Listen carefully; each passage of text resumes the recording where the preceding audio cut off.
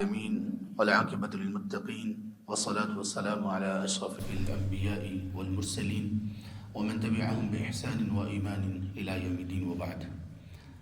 یوں تو اللہ تعالیٰ کے ہم پر بہت بڑے بڑے احسانات ہیں۔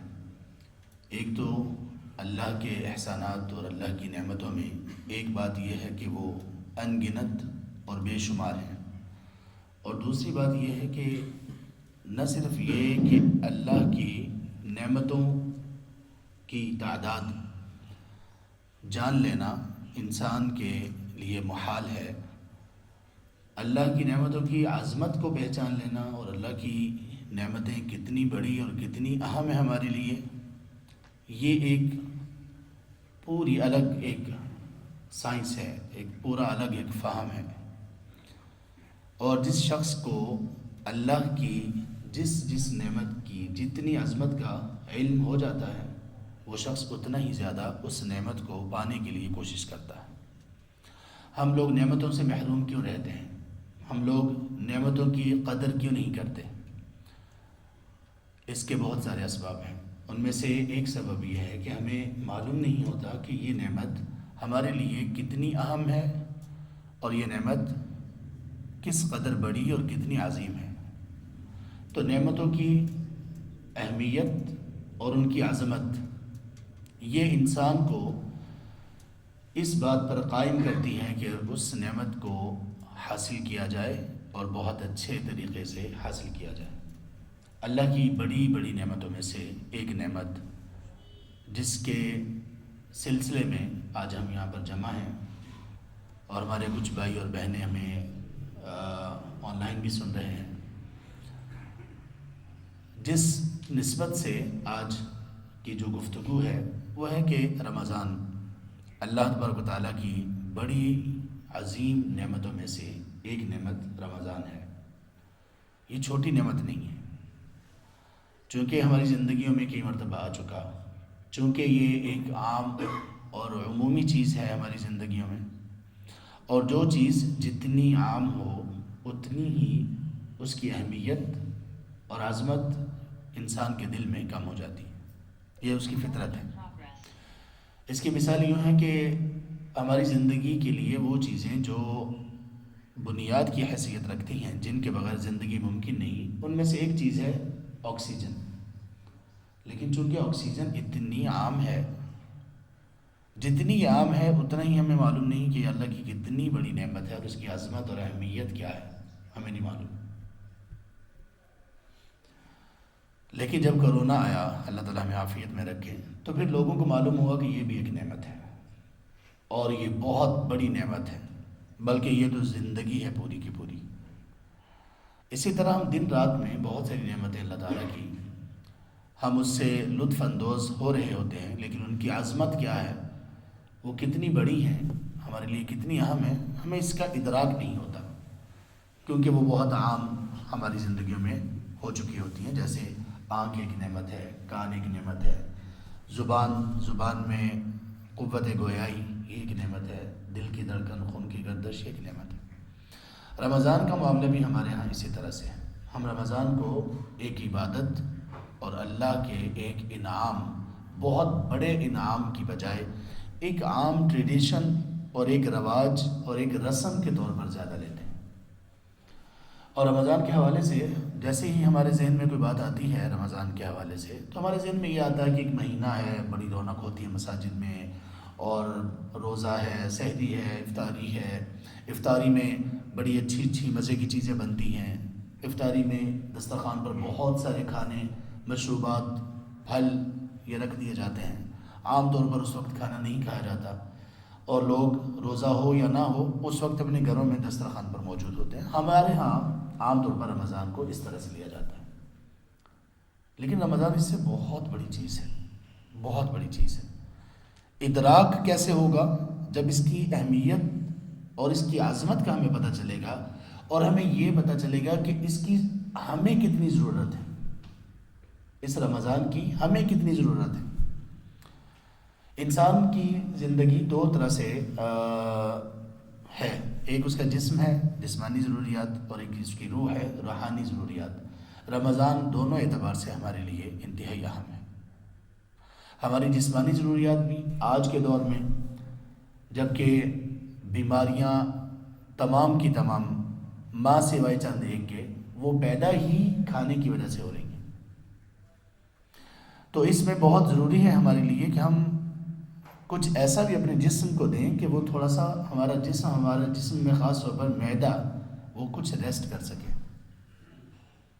موٹاپا دنیا میں ایک خطرناک بیماری ہے جس کا ڈیمیج ریٹ وہ کینسر سے بھی بڑھ کر ہے، جس کے سبب سے اموات کرونا سے بھی بڑھ کر دنیا میں ہو رہی ہیں، اور مستقل یہ ایک الارمنگ چیز ہے.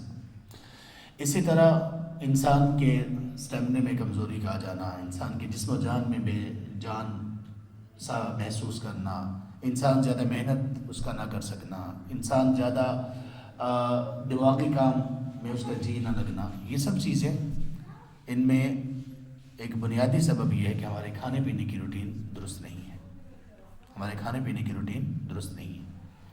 زیادہ کھانا یہ ایک الگ مسئلہ ہے، اور اچھا نہ کھانا یہ ایک الگ مسئلہ ہے، اور دونوں مسائل ہمارے ساتھ ہیں. اور ان کے جو حل ہیں، اس طرح کی تمام چیزوں کا جو حل ہے وہ یہ ہے کہ پیٹ کو ایک مناسب وقفہ دیا جائے. تو روزہ اس اعتبار سے ہماری جسمانی ضرورت بھی ہے، اور اس اعتبار سے بھی جسمانی ضرورت ہے کہ ہمارے جسم کی قوتوں کو مزید تقویت دینے والی چیز روزہ ہے. اور یہ ایک عمومی چیز ہے، ایک چھوٹی چیز ہے جسم کی ضرورت، لیکن جو روزہ جس طرح سے ہماری روح کی ضرورت ہے، اصل ہمارا موضوع آج کا یہ ہے کہ روزہ ہمارے لیے، ہماری روح کے لیے کتنا ضروری ہے. جسم تو مٹی میں مل جائے گا اور مٹی کے ساتھ مٹی ہو جائے گا، لیکن یہ روح یہ جب پیدا کر دی گئی تو اس کے بعد یہ فنا نہیں ہوگی، اور اس موت کے بعد ایک نئی زندگی جو ہمیں ملے گی، برزخ کی زندگی، اس میں اس روح کا خاص ایک رول ہے، اور پھر یہ آخر تک اس کے ٹھکانے اور انجام تک اس کا ایک اہم رول ہے. تو ہماری اس روح کے لیے رمضان ایک انتہائی اہم چیز ہے. اگر ہم کسی نعمت کی عظمت کو جاننا چاہتے ہیں، یا اس کے لیے ہماری سنجیدگی کیسی ہونی چاہیے، اس کا تعلق اس بات کے ساتھ ہے کہ ہم اس چیز کی جس کی عظمت کو ہم جاننا چاہ رہے ہیں، اللہ اور اس کے رسول صلی اللہ علیہ وسلم سے معلوم کر لیں کہ اللہ اور اس کے رسول صلی اللہ علیہ وسلم نے ہمیں کیا اس کا تعارف کروایا، اور اس کی عظمت اور اہمیت کیسے بیان فرمائی. اللہ تعالیٰ کی جتنی بھی مخلوقات ہیں، اللہ تعالیٰ نے ان مخلوقات میں درجہ بندی رکھی ہے. کچھ ایک درجے پر ہیں، اور کچھ مخلوقات عام درجات سے کچھ بلند درجہ رکھنے والی ہیں. اور یہ سب تمام مخلوقات میں، آسمانوں میں، زمینوں میں، پھلوں میں، انسانوں میں، فرشتوں میں، انبیاء و رسل میں، یہاں تک کہ اللہ کی صفات میں، اللہ کی صفت، اللہ کا کلام قرآن کریم، اس کی صورتوں اور آیات میں بھی یہ درجہ بندی ہے. فرشتوں میں سب سے افضل کون ہے ہم جانتے ہیں، انبیاء میں سب سے افضل کون ہے ہم جانتے ہیں، مہینوں میں سب سے افضل کون سا مہینہ ہے ہم جانتے ہیں، وقت، جگہ، افراد، شخصیات، تعلیمات، ان سب چیزوں میں اللہ نے تفاوت رکھا ہے. رمضان کو جو اللہ تعالیٰ نے فضیلت بخشی ہے، وہ ان 12 مہینوں میں ایک الگ ہی طرح کی فضیلت ہے. حالانکہ رمضان ان 4 مہینوں میں سے نہیں ہے جو حرمت والے مہینے ہیں. اللہ تعالیٰ کا فرمان ہے سورہ توبہ میں آیت نمبر 36 میں کہ ان عدت الشہور عند اللہ 12 شہرا فی کتاب اللہ یوم خلق السماوات والارض. اللہ نے جب سے آسمان و زمین کو تخلیق کیا، تب سے اللہ نے مہینوں کی گنتی 12 رکھی. منہا 4 حرم، ان میں سے 4 حرمت والے مہینے. اس کا مطلب یہ 4 مہینے باقی مہینوں کی نسبت کچھ زیادہ اہمیت رکھنے والے ہیں. رمضان ان 4 حرمت والے مہینوں میں نہیں ہے، اس کے باوجود یہ تمام مہینوں کا سردار ہے.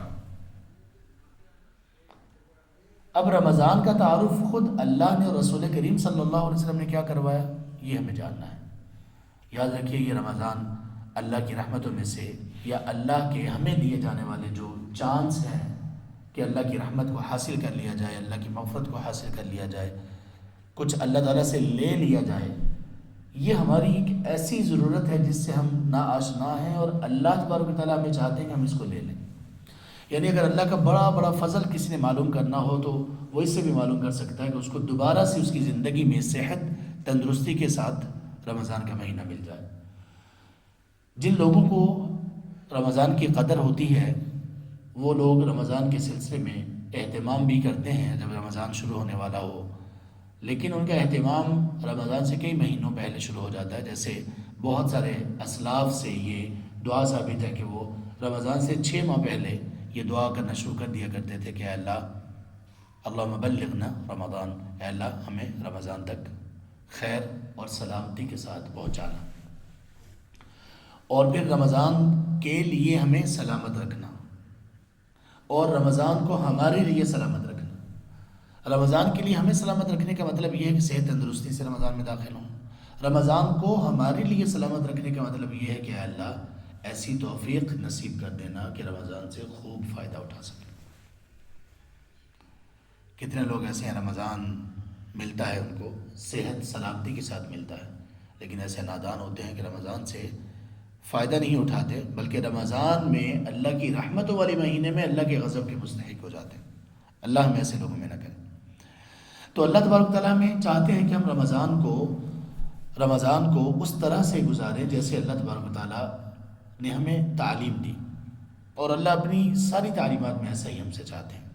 رمضان کیا ہے؟ اللہ تبارک و تعالیٰ نے اس کے بارے میں سورۃ البقرہ میں ارشاد فرمایا، آیت نمبر 185 میں، شہر رمضان الذی انزل فیہ القرآن، کہ یہ جو رمضان ہے یہ قرآن کے نزول کا مہینہ ہے۔ اللہ نے رمضان کا تعارف قرآن کے تعارف سے کروایا، رمضان کے بارے میں اور کچھ نہیں کہا اس کا تعارف کرواتے ہوئے، ما سوائے اس کے کہ یہ وہ مہینہ ہے جس میں قرآن نازل ہوا، گویا کہ یہ قرآن کا مہینہ ہے۔ اللہ کی صفت کلام، قرآن کریم کلام اللہ ہے، اور یہ جتنے بھی اللہ کے کلام اس سے پہلے نازل ہوئے ان میں سب سے افضل ہے، اور جو چیز اس کلام اللہ کے ساتھ منسوب ہو گئی اور جتنی منسوب ہوئی اتنی ہی وہ عظیم ہو گئی۔ کوئی مہینہ اس کلام کے ساتھ منسوب ہوا، نسبت اس کی ہوئی، اس کا تعلق اور اس کا ریلیشن ہوا، وہ مہینہ سب سے افضل ہو گیا۔ جس فرشتے کے ذریعے سے اس قرآن کا نزول ہوا وہ سب سے افضل قرار دے دیا گیا۔ جس رسول صلی اللہ علیہ وآلہ وصحبہ وسلم پر اس کا نزول ہوا، انبیاء اور رسول میں وہ سب سے افضل قرار دے دیے گئے۔ جس مہینے میں ہوا وہ مہینہ افضل، اور جس رات میں اس کی ابتدا ہوئی وہ رات ساری راتوں سے افضل، اور اس رات کی عبادت اور اس رات کی خیر وہ 1000 راتوں سے بہتر ہے، قریب کوئی 84 سال بنتے ہیں۔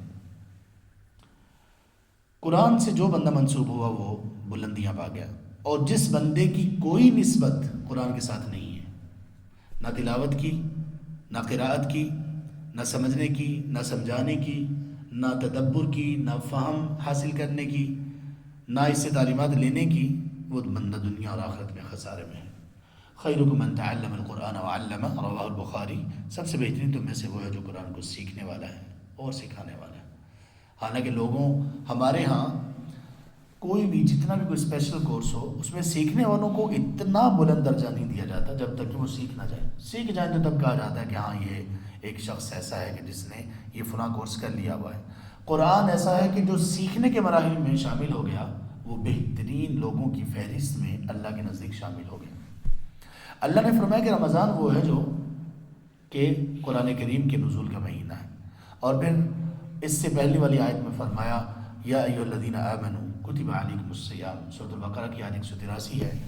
فرمایا کہ دیکھو اے ایمان والو، تم پر روزے رکھنا فرض کر دیا گیا جیسے کہ تم سے پہلے لوگوں پر فرض تھا۔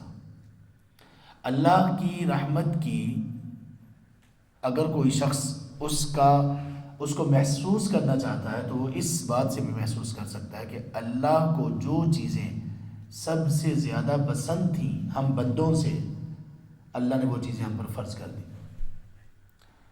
اللہ کو جو چیزیں سب سے زیادہ پسند تھیں ہم انسانوں سے، اللہ نے وہ ہم پر فرض کر دی۔ یہ اللہ کی رحمت کیسے ہے بھلا؟ یہ اللہ کی رحمت ایسے ہے کہ فرض جب کر دی تو اللہ، فرض کا مطلب کیا ہے کہ اب اس میں گنجائش نہیں ہے، سب کو کرنا ہوگا. یعنی اللہ نے جو چیزیں ہم سے پسند کی وہ ہم پر فرض کر کے اللہ نے اپنی محبت کو ہمارے لیے ظاہر کیا کہ کوئی بندہ پیچھے نہ رہ جائے. رسول کریم صلی اللہ علیہ وسلم نے ارشاد فرمایا، صحیح بخاری میں ہے اور یہ حدیث قدسی ہے، فرمایا وما تقرب الی عبدی بشیء احب الی مما افترضته علیہ، میرا بندہ کسی بھی چیز کے ساتھ میرے اتنے قریب نہیں آ سکتا جتنا کہ وہ اس چیز کے ذریعے میرے قریب آ سکتا ہے جو چیز میں نے اس پر فرض کی.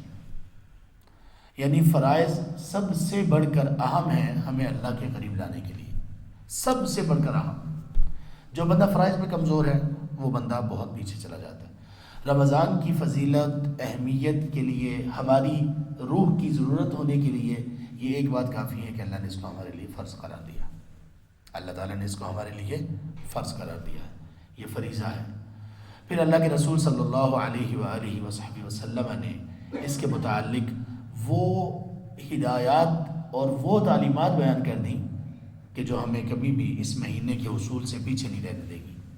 اللہ کے رسول صلی اللہ علیہ وسلم نے چند ایک حدیث بیان فرمائی، ان میں سے ایک مسند احمد میں ہے، حدیث نمبر 7148. سیدنا ابو ہریرہ رضی اللہ عنہ بیان کرتے ہیں کہ رسول کریم صلی اللہ علیہ وسلم نے فرمایا قد جاءکم رمضان، دیکھو تم پر رمضان آیا چاہتا ہے. شہر مبارک، یہ بہت برکتوں والا مہینہ ہے. افترض اللہ علیکم صیامہ، اللہ نے اس مہینے کے روزے تم پر فرض کر دیے. تفتح فیہ ابواب الجنہ، اس میں جنت کے دروازوں کو کھول دیا جاتا ہے. وتغلق فیہ ابواب الجحیم، جہنم کے دروازوں کو بند کر دیا جاتا ہے. وتغل فیہ الشیاطین، اور اس میں شیاطین کو جکڑ دیا جاتا ہے. فیہ لیلۃ خیر من الف شہر، اس میں ایک ایسی رات بھی ہے جو 1000 مہینے کی عبادت سے بہتر ہے اس کی عبادت. من حرم خیرہ فقد حرم، جو شخص اس رات کی خیر سے محروم کر دیا گیا وہ یقیناً حقیقی طور پر بیچارہ محروم ہے.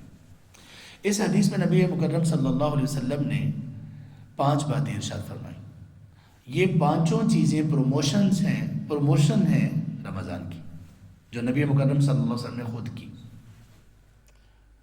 5 چیزیں انتہائی اہم ہیں. فرمایا دیکھو تم پر رمضان آ گیا، شہر مبارک، یہ بہت برکتوں والا مہینہ ہے. برکتوں والا مہینہ کیسے ہے؟ رمضان کا کوئی ایک لمحہ بھی ایسا نہیں ہے جس میں اللہ کی برکتیں عروج پر نہ ہوں، اور کچھ لمحات تو ایسے ہیں کہ جس میں بہت ہی برکتیں. اللہ کے رسول صلی اللہ علیہ وسلم نے فرمایا تسحروا فإن السحور برکہ، رمضان میں سحری لیا کرو، سحری رمضان میں کرنا یہ باعث برکت ہے. افطاری کہا کہ وقت داخل ہوتی جلدی کر لیا کرو، جب تک ایسا کرو گے خیر پر رہو گی، یہ برکت ہے. دن میں انسان کا روزے سے ہونا اور انسان کا روزے سے ہونے کی وجہ سے برائیوں سے بچنا برکت ہے. رات میں انسان کا مساجد کی طرف رخ کرنا، قرآن سننا، پڑھنا، سنانا، اور رات میں ہی اس حصے میں اٹھنا جو اللہ کو سب سے زیادہ پسندیدہ ہے اور جس میں اللہ تبارک و تعالیٰ کی رحمت اور اللہ کی مغفرت کھلے عام اس کو اعلان کیا جاتا ہے کہ جو حاصل کرنا چاہتا ہے کر لے. اس میں انسان اٹھتا ہے، خیر ہی خیر ہے، برکات ہی برکات ہے. کہا کہ یہ مہینہ بڑا مبارک ہے. دوسری چیز، اللہ نے اس کے روزے تم پر فرض کر دی. تیسری چیز، اس میں جنت کے دروازے کھول دیے جاتے ہیں. چوتھی چیز، اس میں جہنم کے دروازے بند کر دیے جاتے ہیں. پانچویں چیز، اس میں شیاطین کو قید کر دیا جاتا ہے. آخری 3 باتوں کا کیا مطلب ہے؟ جنت کے دروازوں کا کھلنا، جہنم کے دروازوں کا بند ہونا، شیاطین کا قید کر دیا جانا. اس کا مطلب یہ ہے کہ یہ اللہ کا اہتمام ہے ہمارے لیے کہ رمضان کوئی معمولی اور چھوٹی اللہ کی نعمت نہیں ہے. جتنا اس کو سمجھ پاؤ گے اتنا اس کو حاصل کر لو گے، اور جتنا اس کو حاصل کر لو گے اتنا اللہ کا قرب تمہیں نصیب ہو جائے گا. جنت کے دروازے کھولے جانے کا مطلب یہ ہے کہ اللہ تبارک و تعالیٰ کی رحمت جو کہ عروج پر ہوتی ہے، اور اللہ تبارک و تعالیٰ جہنم سے لوگوں کو آزاد کر کے جنت میں داخل کرتے ہیں. تو اس کو بیان کیا گیا کہ جنت کے دروازے کھل چکے ہیں.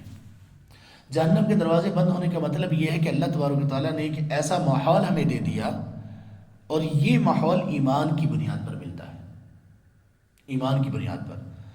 کبھی کبھی ذہنوں میں یہ باتیں کچھ لوگوں کے آتی ہیں کہ شیاطین کو قید اگر کر دیا جاتا ہے تو پھر برائیاں کیوں ہوتی ہیں؟ شیاطین کو اگر رمضان میں قید کر دیا جاتا ہے تو یہ رمضان کا مہینہ تو غیر مسلم ممالک میں بھی ہوتا ہے، وہاں پر تو کوئی فرق نہیں پڑتا برائیوں میں۔ یہ دو باتیں عموماً ذہن میں کبھی آتی ہیں۔ پہلی بات کو اس طرح سے سمجھا جا سکتا ہے کہ رمضان میں جو شیاطین کو قید کیا جاتا ہے، اور سوال یہ کیا جاتا ہے کہ شیاطین کو قید اگر کیا جاتا ہے تو پھر بھی برائیاں کیوں ہو رہی ہوتی ہیں؟ تو اس میں اللہ کے رسول صلی اللہ علیہ وسلم نے اس کی وضاحت کی ہے، اور اس کی وضاحت یہ ہے کہ رمضان میں آپ صلی اللہ علیہ وسلم نے فرمایا کہ صفدت مردۃ الشیاطین، جو سرکش شیاطین ہیں ان کو قید کیا جاتا ہے، ہر شیطان قید نہیں ہوتا، یہ پہلی بات۔ دوسری بات یہ ہے کہ رمضان میں شیاطین کے قید ہونے کے باوجود برائیاں کیوں ہو رہی ہوتی ہیں؟ اس لیے کہ ہر برائی کا سبب شیطان نہیں ہوتا، کچھ برائیاں ایسی ہیں جن میں اس برائی کا سبب ہمارا اپنا نفس ہے، شیطان نہیں ہے۔ اس لیے نبی مکرم صلی اللہ علیہ وسلم بڑے اہتمام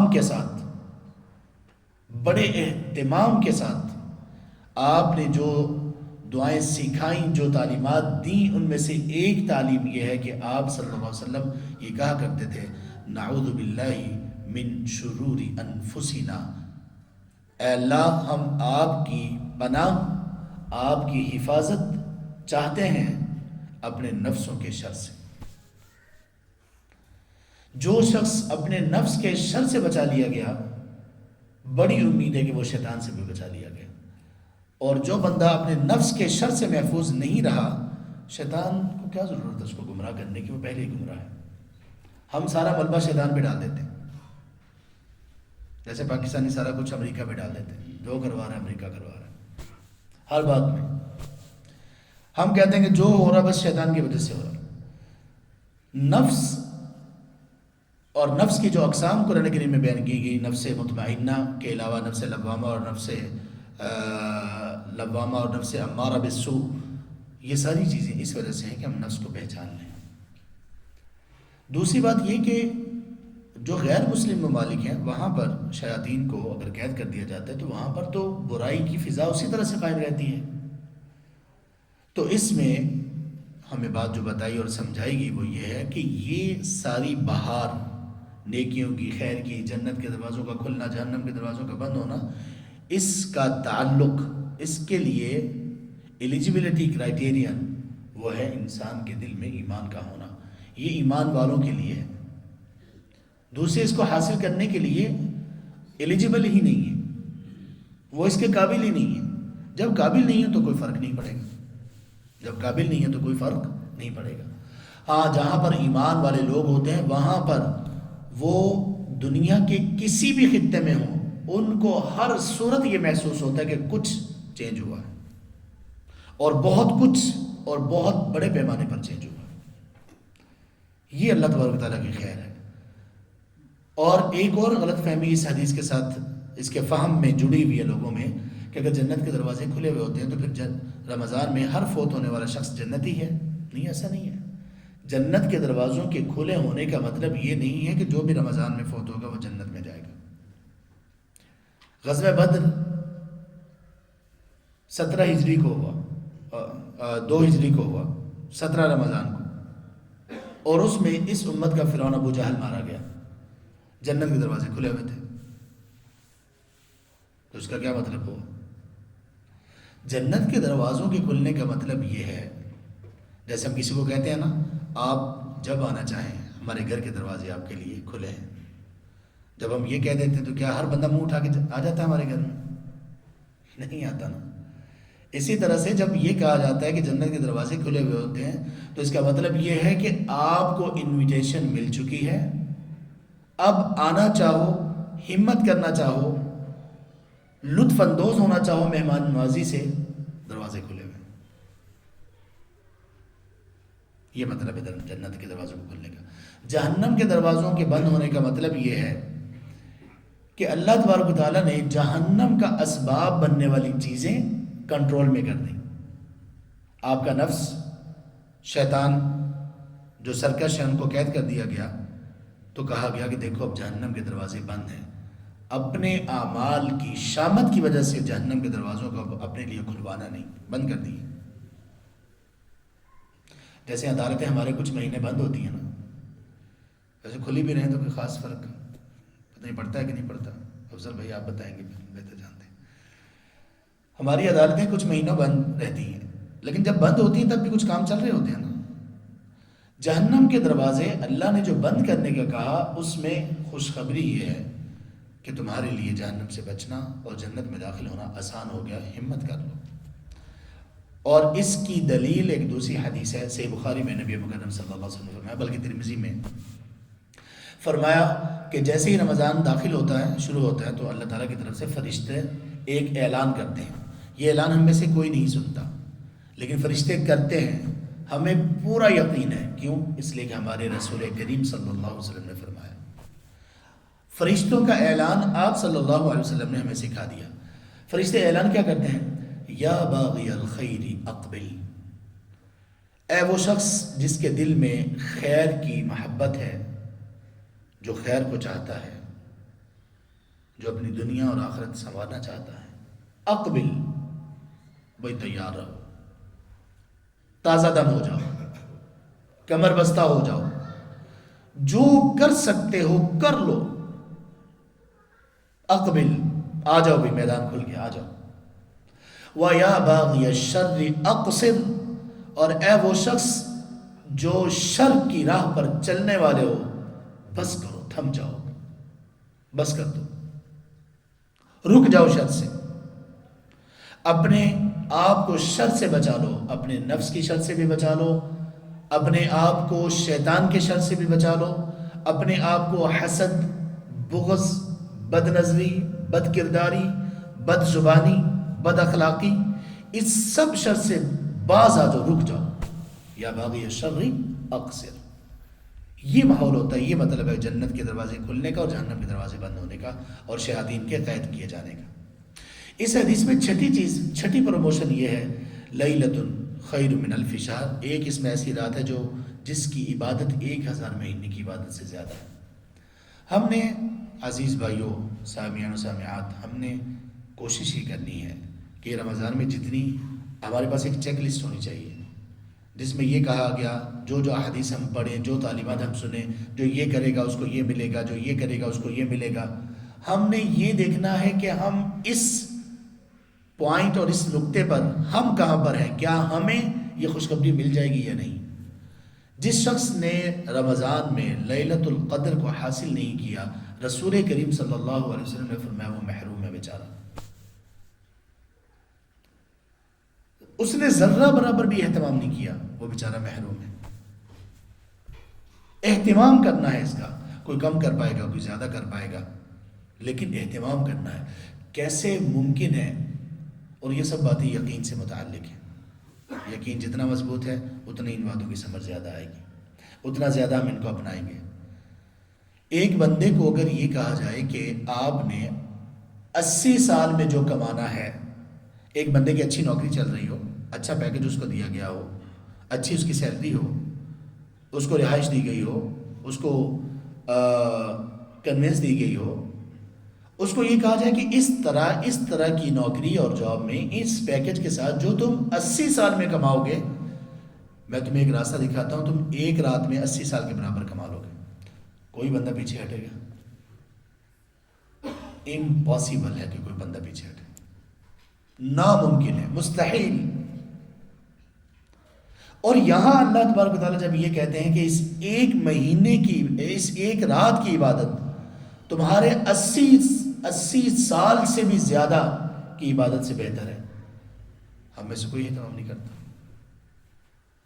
اس لیے کہ وہ جو ان سین ہے، جو غیب ہے، اس پر ایمان قدرے مشکل ہوتا ہے، اس پر ایمان قدرے مشکل ہوتا ہے۔ یہ ایک حدیث ہوئی، آئیے آگے چلتے ہیں۔ اللہ کے رسول صلی اللہ علیہ وسلم نے فرمایا، صحیح بخاری میں 3 احادیث ہیں، اور ان 3 احادیث میں الگ الگ ایک چیز بیان کی گئی ہے ایک ہی چیز لیکن 3 مرتبہ بیان کی گئی۔ اس کی مثال آپ یوں سمجھیں کہ ایک بندے سے یہ کہا جاتا ہے کہ ایک پیکج آپ کو دیا جا رہا ہے، اس پیکج میں آپ کے لیے، آپ کے گھر کے لیے، آپ کے بیوی بچوں کے لیے، آپ کے بہتر برائٹ فیوچر کے لیے روشن مستقبل کے لیے. ابھی تو ہم برائٹ فیوچر کا جب روشن مستقبل کا نام سنتے ہیں تو ہمارے ذہن میں فوراً بینک کی کوئی اسکیم آتی ہے عام طور پر. لیکن ہمارا فیوچر کون سا ہے جو مرنے کے بعد شروع ہونے والا ہے؟ ایک بندے سے یہ کہا جائے کہ آپ کو اگر آپ اس طرف اس دروازے سے آؤ گے تو آپ کو پیکیج ملے گا، اگر اس دروازے سے آؤ گے تو وہاں سے بھی آپ کو پیکیج ملے گا، تیسرا ایک اور دروازہ ہے وہاں سے بھی اگر آپ آؤ گے تو آپ کو پیکیج ملے گا. اور ایسا نہیں ہوگا کہ آپ کو یہ کہا جائے کہ آپ چونکہ اس دروازے سے داخل ہوتے ہوئے یہ پیکیج لے چکے ہیں لہٰذا دوسرے اور تیسرے دروازے سے آپ کو نہیں ملے گا. اگر ایسے ہمیں مل رہا ہو ہم تو نہیں چھوڑیں گے. ہم پاکستانی ویسے بھی مفت کی چیز بہت کم ہوتا ہے کہ چھوڑیں. یہ ایک قومی اعتبار سے ہماری آپ سمجھیں کہ شناخت بن چکی ہے، خاص طور پر جہاں لوگوں مختلف قومیت کے لوگ جمع ہوتے ہیں مکہ مکرمہ عمرہ اور حج کے موقع پر. اللہ تعالیٰ ہم سب کو بار بار اس مقدس مقامات اور حرمین کی زیارت مقبول نصیب کریں. حج اور عمرہ ہم سب کو اللہ بار بار نصیب کریں. آپ دیکھیں کہ وہاں پر اگر آپ کچھ وقت گزاریں تو آپ کو دنیا بھر میں جو قومیں مفت کی چیز لینے میں بڑی شوقین نظر آئیں گے ان میں پاکستانی بھی دکم بیل. اور یہاں تک کہ جو لوگ طاقت رکھتے ہیں کہ وہ مفت کی چیز حاصل نہ کریں، حاصل کرنے میں کوئی حرج نہیں، گناہ نہیں ہے، لیکن جو طریقہ کار ہے وہ بہت غلط ہوتا ہے. اللہ. لیکن جو چیزیں اللہ کی طرف سے مفت میں مل رہی ہوتی ہیں، یہ حج عمرے کی بات اس لیے بتائی کہ حج اور عمرے میں عموماً اس سے پہلے لوگوں کو ٹریننگ دینا اور حج سے پہلے کچھ دعویٰ متعلق ایکٹیویٹیز میں کچھ سالوں تک میں وہاں پر رہا ہوں تو وہاں پر یہ سب چیزیں مشاہدہ کرنے کو ملی اور بڑی خطرناک ہے. تو پھر ہم اپنے بھائیوں سے کہتے تھے کہ اللہ کے لیے آپ اس معاملے میں بھی اپنی آپ کی تربیت کریں کہ کوئی چیز اگر فری کی گئی تقسیم ہو رہی ہو، اگر اس کو لینا چاہتے ہیں تو کسی طریقے سے لیں. اس کی وجہ سے آپ اپنے اخلاق کو اپنے صبر کو نہ چھوڑیں. بڑی خطرناک بات ہے نا، بڑی بے ادبی کی بات ہے، بڑی عجیب سی بات ہے. اب یہاں پر اللہ سبحانہ و تعالیٰ کی طرف سے ہر ایک بندہ مسلم کو 3 پیکیجز مل رہے ہیں، بہت سارے پیکیجز کے ساتھ 3 پیکیج. اس پیکیج کی بنیاد کیا ہے؟ اس میں کیا کیا چیزیں ہیں؟ غفر له ما تقدم من ذنبه وما تأخر. پیکیج یہ ہے کہ جس بندے نے وہ پیکیج لے لیا اس کے ماضی کے سارے گناہ معاف کر دیے جائیں گے، اور آئندہ والے جو گناہ ہوں گے اللہ اس کے لیے بھی کوئی ایسا اہتمام اور ایسا انتظام کر دیں گے کہ وہ بھی معاف ہو جائیں گے. ان ایسی جو احادیث ہیں اس کا مطلب یہ نہیں ہوتا کہ اگلے پیچھے گناہ معاف ہو گئے ہیں اب خوب رگڑا لگاؤ لوگوں کو،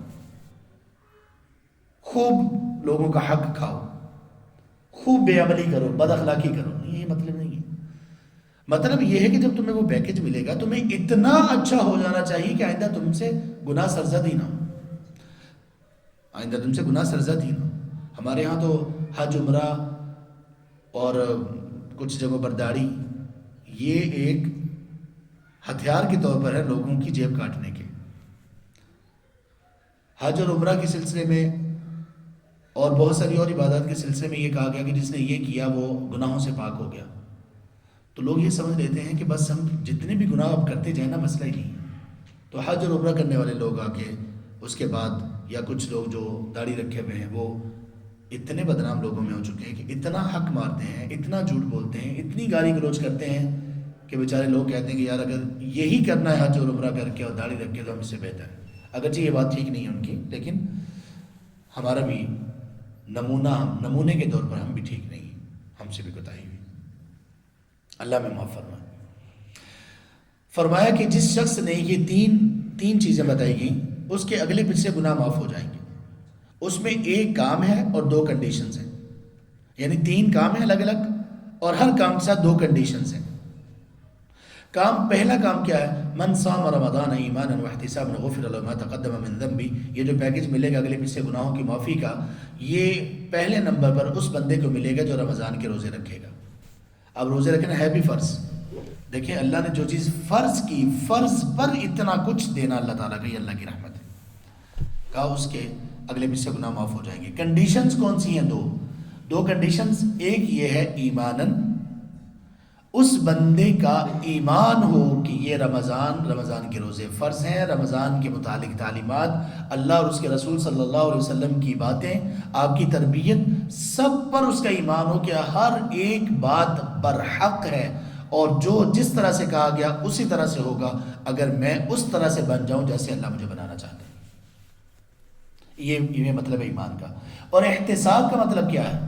احتساب کا مطلب یہ ہے کہ انسان جب رمضان کے روزے رکھے تو وہ اپنا احتساب بھی ساتھ کر رہا ہو کہ رمضان کے روزے مجھے کوئی فائدہ دے رہے ہیں، کیا میں ایسا بن رہا ہوں کہ میں اجر کا مستحق قرار پاؤں؟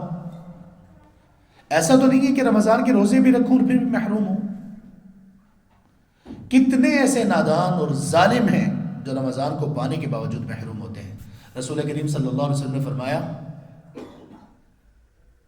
من لم يدع قول الزور والعمل به فليس لله حاجة في أن يدع طعامه وشرابه، رواہ بخاری۔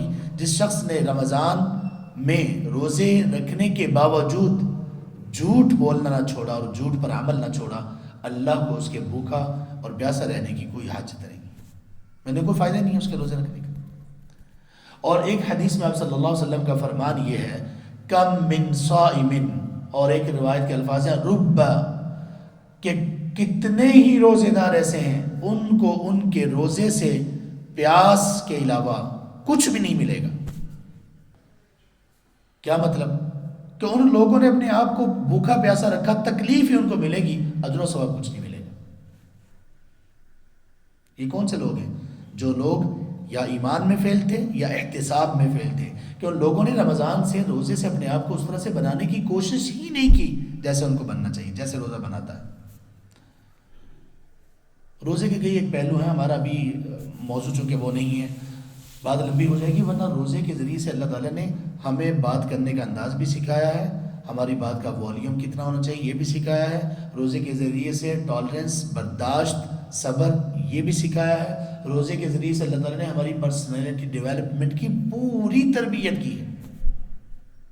نبی صلی اللہ علیہ وسلم نے فرمایا، صحیح بخاری میں ہے، جب تم میں سے کسی کا روزہ ہو تو وہ کسی کو گالی نہ دے، اور اگر کوئی اس بندہ اس سے جھگڑا کرے یا اس سے لڑائی کرے تو وہ صرف یہ کہے انی صائم، بھائی میرا روزہ ہے۔ اور ایک حدیث میں آپ نے فرمایا فلا یسخب، جس بندے کا روزہ ہو وہ بہت شور نہ کرتا پھرے، اونچی اونچی آواز میں باتیں کرنا، سنانا لوگوں کو، چیخنا چلانا یہ نہ کرے، وقار کے ساتھ بات کرو، احترام کے ساتھ بات کرو۔ اسلام نے ہماری یہاں تک تربیت کی ہے کہ بات چیت کرنے میں ہماری آواز کا والیوم کتنا ہونا چاہیے، رمضان بھی اس کو سکھاتا ہے۔ یہ مطلب ہے احتساب کا۔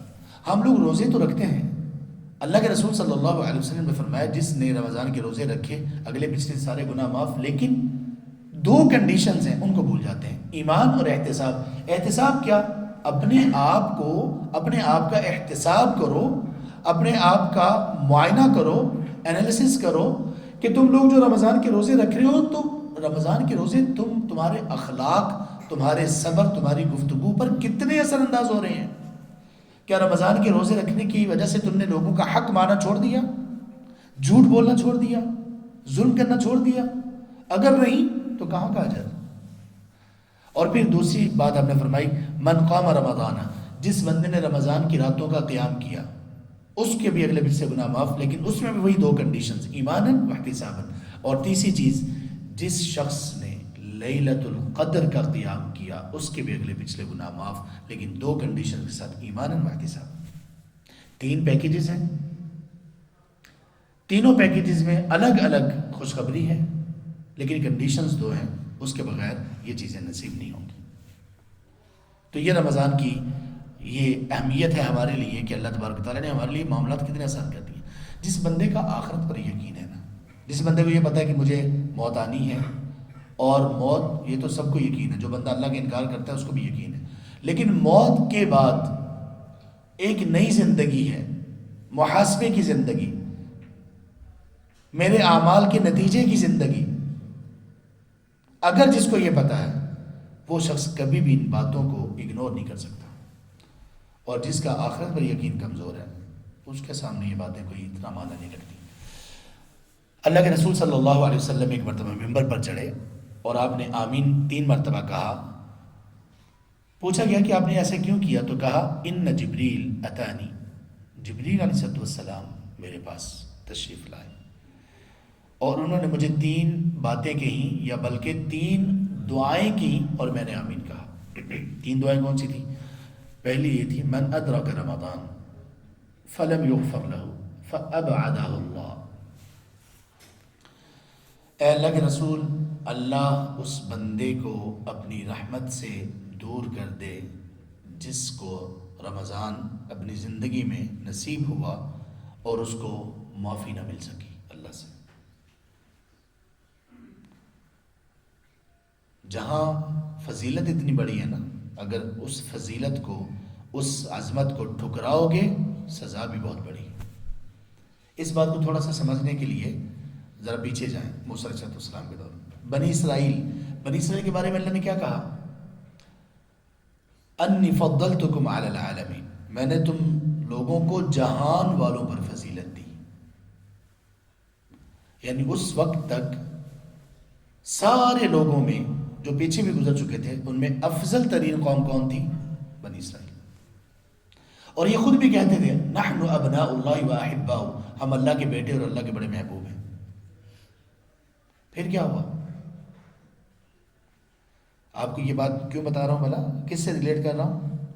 کہ جب اللہ کے رسول صلی اللہ علیہ وسلم نے یہ فرمایا کہ جس بندے نے رمضان کے روزے رکھے، رمضان کی راتوں کا قیام کیا، لیلۃ القدر کا قیام کیا، اس کے اگلے پچھلے سارے گناہ معاف کر دیے گئے۔ کنڈیشنز 2 ہیں، شرطیں 2 ہیں، ایمان و احتساباً، ایمان اور احتساب کی حالت اس کی ہو، یہ 2 شرطیں ہیں۔ اب اتنی فضیلت کے بعد جس نے اس فضیلت کو حاصل نہ کیا تو پھر اس کا باؤنس کیا ہوگا؟ یہ صرف یہ نہیں ہوگا چلے مجھے پیکج نہیں ملا جی کوئی بات نہیں خیر ہے، نہیں، پھر مرمت بھی ہوگی، نقصان بھی ہوگا۔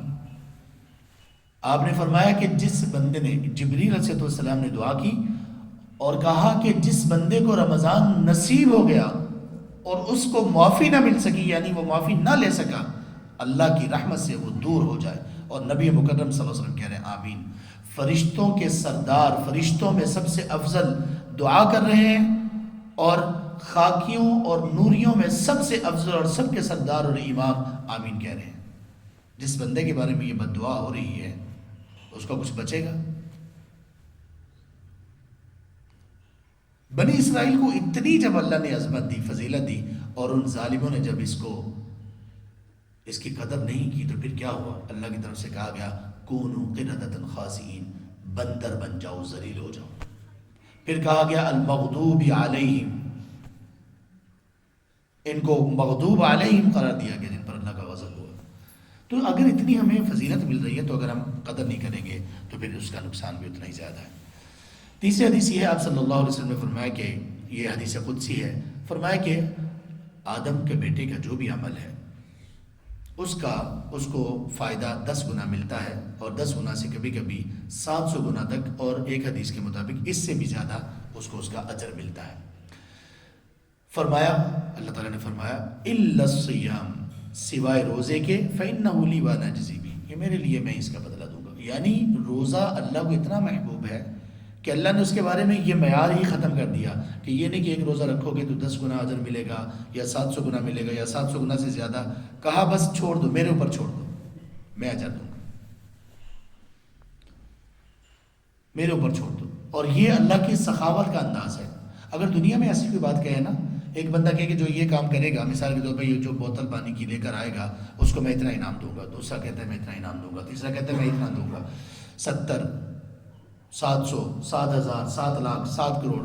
ایک بندہ کہتا ہے کہ جو لے کر آئے گا بس میرے اوپر چھوڑ دو، اور یہ بندہ بہت سخی ہے، بہت امیر ہے، اس کے پاس بہت کچھ ہے۔ اب اندازہ کریں کہ یہ کتنا دے سکے گا۔ اور اللہ رب العالمین، اللہ رب العالمین جب وہ کہہ رہے ہیں کہ بس چھوڑ دو میرے اوپر، میں اجر دوں گا، تو کتنا اجر ہوگا؟ اللہ کے رسول صلی اللہ علیہ وسلم نے ارشاد فرمایا، ابھی اس حدیث میں بھی ہم نے اپنے آپ کو چیک کرنا ہے کہ ہم اس میں آئیں گے یا نہیں آئیں گے۔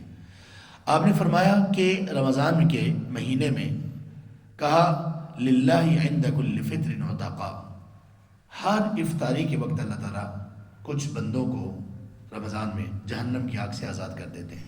اور ایک حدیث میں ارشاد فرمایا، سید ترغیب میں یہ دونوں حدیث، فرمایا للہ ان اللہ تبارک و تعالی ان للہ تبارک و تعالی عتقا فی کل یوم و لیلہ، رمضان میں کچھ خاص لوگ اللہ کے ایسے ہوتے ہیں جو رمضان کی راتوں میں بھی اور دنوں میں بھی اللہ تعالیٰ ان کو ان لوگوں کی لسٹ میں شامل کر دیتے ہیں جن کو جہنم کی آگ سے آزاد کر دیا گیا۔ بس ہم نے یہ کوشش کرنی ہے، خود کو دیکھنا ہے کہ کیا میں اس میں شامل ہو رہا ہوں کہ نہیں، اور یہ ہمیں پتہ چل جائے گا کہ ہم رمضان سے کتنا فائدہ اٹھا رہے ہیں۔ اور بھی کچھ حدیث ہیں، ہم انہی پر اکتفا کرتے ہیں۔ آخری حدیث، آخر میں کچھ باتیں یہ کہتے ہیں کہ رمضان سے پہلے، اب سے لے کر رمضان تک ہمیں کیا کرنا چاہیے رمضان کو بہتر بنانے کے لیے۔ رمضان کو بہتر بنانے کے لیے، اس گولڈن اپرچونٹی کو بہت اچھے طریقے سے لینے کے لیے ہمیں جو کام کرنے چاہیے ان میں سے سب سے پہلا کام یہ ہے کہ ابھی سے بہت اخلاص کے ساتھ اللہ کے حضور یہ دعا کریں، اے اللہ آپ اپنی رحمت سے، اپنی توفیق سے، اپنے کرم سے ہمیں رمضان تک صحت اور سلامتی کے ساتھ پہنچا دینا۔ اور اس میں ہماری اس دعا میں پتہ کیفیت ہماری کیسی ہونی چاہیے؟ ایک اس پیاسے بندے کی جو پانی نہ ہونے کی وجہ سے مر رہا ہے اور پانی اس سے کچھ فاصلے پر ہے، جو اس بندے کی کیفیت ہونی چاہیے اس پانی کے سلسلے میں، جو بندہ مر رہا ہے پیاس سے، وہ ہماری کیفیت ہونی چاہیے رمضان کو پانے کے لیے۔ ہماری دعاؤں کی کیفیت ایسی ہونی چاہیے۔ رمضان سے اب تک یہ ہمیں دعا کرنی چاہیے۔ ہمیں نہیں معلوم کہ کون ہم میں سے رمضان کو پا سکے گا، یہاں تک کہ رمضان شعبان کا آخری دن، یہاں تک کہ وہ دن کہ جس کا سورج جیسے ہی غروب ہوگا تو رمضان شروع ہو چکا ہوگا، یہاں تک کہ اس سورج کے غروب ہونے کے دوران کتنے لوگ اس دنیا کو چھوڑ جاتے ہیں۔ بات تو اللہ کے ہاتھ میں ہے۔ تو ہم یہ دعا کریں کہ اللہ اتنا قریب آئے ہیں، بس اے اللہ رمضان تک پہنچا دینا سلامتی کے ساتھ، خیر کے ساتھ، ایسا کہ رمضان لگا لیں۔ یہ پہلا کام ہے، دعا کرنا۔ اور یہ دعا نہیں بلکہ یہ گڑ گڑاہٹ ہونی چاہیے، منت سماجت ہونی چاہیے، التجا ہونی چاہیے کہ اللہ نصیب کر دے۔ دوسرے نمبر پر ہمیں جو کام کرنا چاہیے وہ یہ ہے کہ شعبان کے روزے جتنی کثرت سے رکھ سکیں رکھیں۔ اللہ کے رسول صلی اللہ علیہ وسلم اس ماہ کے کثرت سے روزے رکھا کرتے تھے۔ یہ سمجھ لیں کہ آپ کی رمضان کی تیاری ہے، یہ آپ سمجھ لیں کہ آپ کی رمضان کی تیاری ہے، کثرت سے روزے رکھیں۔ ہاں، رمضان کے آخری دن کا روزہ اگر کوئی بندہ اس طرح سے ابھی روزے رکھنا شروع کرتا ہے، ایک دن چھوڑ کے ایک دن روزے رکھ رہا ہے، تو وہ کوئی بات نہیں۔ اگر 29 یا 30 شعبان کو بھی اس کا روزہ آتا ہے تو کوئی حرج نہیں، لیکن اگر کوئی نہیں رکھ رہا تو وہ رمضان سے 1 یا 2 دن پہلے روزہ نہ رکھے۔ 2 چیزیں ہو گئیں۔ تیسری چیز یہ، رمضان کا بہترین استقبال کرنے کے لیے اور رمضان کو بہترین طریقے سے گزارنے کے لیے ضروری ہے کہ ہم رمضان کے آداب اور احکام سیکھیں رمضان سے پہلے۔ آداب کیا ہیں؟ یعنی رمضان کیسے گزارنا ہے، اور اس میں بہت بڑی چیز یہ ہے کہ رمضان کا مقصد کیا ہے اور طریقہ کیا ہے۔ طلع بھائی، رمضان کا مقصد کیا ہے اور طریقہ کیا ہے؟ ہم لوگ رمضان میں 2 چیزیں مکس کر دیتے ہیں، ایک طریقہ اور ایک مقصد۔ ہم یہ سمجھتے ہیں کہ جو بندہ صبح سے لے کر شام تک بھوکا پیاسا رہتا ہے، کھانا پینا چھوڑ دیتا ہے، وہ صائم ہے، وہ روزے دار ہے۔ یہ ہماری غلط فہمی ہے۔ یہ تو رمضان کا، یہ تو روزے کا طریقہ ہے، یہ تو روزے کا طریقہ ہے۔ روزے کا مقصد کیا ہے؟ لعلکم تتقون، تم میں تقوی پیدا ہو، برائی سے بچنے کی قوت پیدا ہو، اللہ کی نافرمانی سے تم مکمل بچ جاؤ، یہ مقصد ہے۔ جو بندہ اس مقصد سے محروم رہا، اس کی بھوک پیاس اس کو فائدہ نہیں دینے والی۔ تو رمضان کے آداب میں یہ بنیادی اس طرح کی چیزیں، اور رمضان ہمیں کیا کیا سکھاتا ہے، یہ ایک الگ پورا ایک لیکچر، پوری ایک ورک شاپ ہے۔ اللہ نے چاہا تو ہم کم از کم آن لائن اس کو ضرور کریں گے انشاءاللہ رمضان سے پہلے، جس میں رمضان کے آداب اور رمضان کے احکام تفصیل سے بیان کیے جائیں گے انشاءاللہ۔ رمضان کے احکام میں کیا ہے؟ روزے کے احکام، روزے میں عبادات کے احکام، روزہ کن چیزوں سے ٹوٹ جاتا ہے، کن چیزوں سے روزہ نہیں ٹوٹتا، روزے کی قضا کے بارے میں، خواتین کے مسائل کے سلسلے میں جو احکام ہیں، سحری اور افطاری سے متعلق احکام، بھول، غلطی اور خطا سے اگر کچھ رمضان میں ہو جائے کچھ غلطیاں ایسی جو روزے کو نقصان پہنچانے والی ہوں، اس کے بارے میں احکامات، تراویح، تہجد، نماز، ان کے بارے میں احکامات، قرآن کی تلاوت، قرآن کے آداب، اس کے بارے میں احکامات، یہ سب چیزیں بہت ضروری ہیں۔ کتنے لوگ ایسے ہیں رمضان میں داخل ہوتے ہیں اور ایک عمر گزر چکی رمضان کے روزے رکھتے لیکن رمضان کے بنیادی احکامات سے ناواقف ہیں۔ یہ نہیں ہونا چاہیے۔ تو رمضان سے پہلے یہ سیکھ لیں۔ آپ لوگوں کا کام ہے، آپ کے پاس یہاں پہ مشائخ موجود ہیں، اس مسجد میں شیخ آپ کے پاس موجود ہیں، شیخ قاسم صاحب، شیخ یحییٰ بھی جمعے کے لیے آتے ہیں۔ آپ ان سے ریکویسٹ کریں کہ آپ ہمارا ایک لیکچر رکھیں جس میں آپ ہمیں رمضان کے احکام و مسائل سکھائیں، یا جہاں پر بھی آپ ہیں وہاں پر، یہ آپ کا کام ہے نا، یہ آپ کی ضرورت ہے، یہ آپ کی ضرورت ہے کہ آپ میں یہ شوق ہو کہ آپ ان چیزوں کو حاصل کریں۔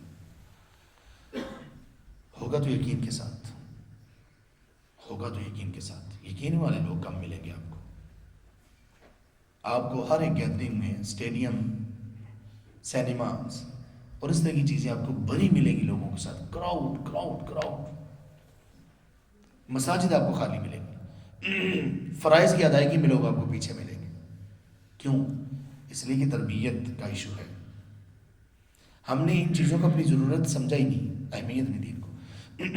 3 کام ہو گئے۔ عفواً۔ چوتھا کام یہ ہے کہ رمضان شروع ہونے سے پہلے اپنی رمضان کی اور عید کی ساری مصروفیات سے نمٹ لیں۔ جو بندہ رمضان کو واقعی ہی نیکیوں کے سیزن کے طور پر لگانا چاہتا ہے تو وہ یہ کام اس کے لیے کرنا انتہائی ضروری ہے کہ رمضان کی مصروفیات اور عید کی مصروفیات سے پہلے ہی وہ نمٹ لیں۔ کیا مطلب ہے اس کا؟ رمضان میں جو راشن یا جو ایسی چیزیں جو گھر کی ضروریات ہوں وہ، اور عید کے لیے جو شاپنگ، کپڑے لینا، سلوانا وغیرہ، ان سب چیزوں سے پورے کنبے، پورے خاندان کی ساری چیزوں سے ابھی فراغت حاصل کریں۔ جس نے یہ نہ کیا اس نے اتنا بڑا اپنا نقصان کیا کہ وہ اس کو اندازہ بھی نہیں ہو سکتا کہ میں کتنا بڑا نقصان خود کا کر رہا ہوں۔ کیسے؟ اب رمضان کی شاپنگ اور رمضان اور عید کی شاپنگ یہ کب چل رہی ہوتی ہے؟ آخری عشرے میں، آخری 10 دنوں میں بھی۔ کن دنوں میں؟ آخری 4-5 دنوں میں۔ اور آخری 4-5 دنوں کے کس وقت میں یہ چل رہی ہوتی شاپنگ وغیرہ؟ رات کے وقت، یعنی جو پیک ہوتی ہے، جو انتہائی اہم دن ہوتے ہیں، انتہائی قیمتی، وہ پھر بازاروں میں آپ ہم سب جانتے ہیں کہ کیا حالت ہوتی ہے ان دنوں میں، ہم ضائع کر دیتے ہیں۔ یہ دن ہے ابھی، جس نے جو کرنا ہے ابھی کر لے، اور اگر کوئی نہیں کر سکا، اللہ کی قسم آپ عید کے موقع پر آپ اور آپ کے بچے جو پہلے سے سلے ہوئے آپ کے سوٹ ہیں صاف ستھرے، وہ آپ پہن لیں۔ یہ بات آپ کے لیے زیادہ بہتر ہے اس سے کہ آپ نئے سوٹ اور نئی شاپنگ کے سلسلے میں اپنے رمضان کے آخری اور قیمتی دن اور گھڑیاں برباد کر دیں۔ اگر کوئی رمضان سے پہلے نہ کر سکا تو پھر رمضان میں بھی نہ کریں۔ اور اسی طرح گھر کا راشن لے آئیں، جو مصروفیات ہیں وہ لے آئیں۔ اور 5ویں نمبر پر آخری بات یہ کر کے ختم کرتے ہیں، 5ویں نمبر پر یہ ہے کہ رمضان میں انسان دیکھ لے کہ رمضان کی ترتیب میں نے کیسے لگانی ہے، اپنے وقت کی ترتیب۔ اس وقت میں کیا ہوگا؟ آپ کی اگر کوئی جاب ہے، کوئی مصروفیت ہے، کوئی پڑھائی ہے، اسٹڈی ہے، کچھ بھی ہے، اس کے ساتھ باقی ٹائم کو کیسے مینیج کرنا ہے۔ آپ کی اسٹڈی، جاب وغیرہ، اس میں آپ کو کتنی رخصت اور ریلیکسیشن مل سکتی ہے رمضان میں، اویل کریں۔ کس لیے؟ رمضان کو لگانے کے لیے۔ پھر ترتیب یہ سیٹ کریں کہ صبح اٹھنے سے لے کر رات سونے تک مجھے کیا کیا کرنا ہے۔ تراویح کے لیے وقت مجھے نکالنا ہے، تراویح کس مسجد میں پڑھنی ہے، اس مسجد میں جانے کے لیے میرے گھر سے کتنا فاصلہ ہے، اس وقت رش کی کیا صورتحال ہوگی، میں اور اپنے اہل خانہ کو لے کر جاؤں گا تو مجھے کتنے بجے گھر سے نکلنا چاہیے، یہ ساری ترتیبات لگائیں۔ پھر میں نے خود قرآن کی تلاوت کتنی کرنی ہے، کس کس وقت میں نے قرآن پڑھنا ہے، پھر میں نے دعا کس کس وقت میں کرنی ہے، اور خاص طور پر وہ کون سا وقت ہوگا جب میں اور میرا رب بس یہ تنہا ہوں گے اور اس کے علاوہ کوئی اور ہمارے درمیان نہیں ہوگا، یعنی تنہائی کی دعائیں عبادت وہ میں نے کیا کیا کرنی ہے، یہ ترتیب لگائیں۔ میں نے رمضان میں قرآن کتنا پڑھنا ہے، کتنا یاد کرنا ہے، کتنا میں نے سیکھنا ہے، اس کی ترتیب لگائیں۔ رمضان میں کیا کیا دعائیں سیکھ سکتا ہوں، کیا کچھ کر سکتا ہوں، وہ اس کی ترتیب لگائیں۔ رمضان میں اگر اللہ آپ کو توفیق دے عمرہ کرنا کی، اس کی ترتیب لگائیں کہ میں عمرے کے لیے کب سفر کر سکتا ہوں، کیسے کر سکتا ہوں، اور کیسے اس کو مزید میں مینج کر سکتا ہوں۔ یہ ساری چیزیں پہلے سوچ لیں، یہ ساری چیزیں، یہ جو ایک پوری تیاری ہے نا، یہ آپ کا تعلق اور آپ کی ایفلیشن ظاہر کر رہی ہوگی رمضان کے ساتھ، اور اللہ کی اس نعمت اور اس نعمت کی قدر کو یہ چیزیں ظاہر کریں گی کہ آپ نے اللہ کی اس نعمت کی کتنی قدر کی۔ اس طرح سے پھر رمضان جب ہم لگائیں گے تو پھر ہمیں بھی محسوس ہوگا دل میں کہ کچھ اس دل کی بنجر اور ویران کھیتی میں کچھ بہار آ رہی ہے۔ ایسا پھر اس رمضان میں تعلق قرآن کے ساتھ بن جائے کہ بعد میں ہم قرآن والے ہی ہو جائیں۔ بس ایسے رمضان ہمیں چاہیے، اس سے کم پہ گوارا نہ کرے رمضان، اس سے کم پہ خسارے کا سودا ہے۔ یہ کم از کم ہے کہ رمضان ایسا گزارے کہ آپ کا قرآن سے ایسا تعلق اور اللہ سے ایسا تعلق استوار ہو جائے کہ جو رمضان کے بعد تک اور زندگی بھر تک کبھی بھی آپ سے جدا نہ ہو۔ اللہ ہمیں عمل کی توفیق نصیب کرے۔ اللہ تبارک و تعالیٰ ہمیں خیر پر سلامت رکھیں کہ ہم رمضان کو پا لیں۔ اللہ ہمیں رمضان کے لیے سلامت رکھیں اور رمضان کو ہمارے لیے سلامت رکھیں۔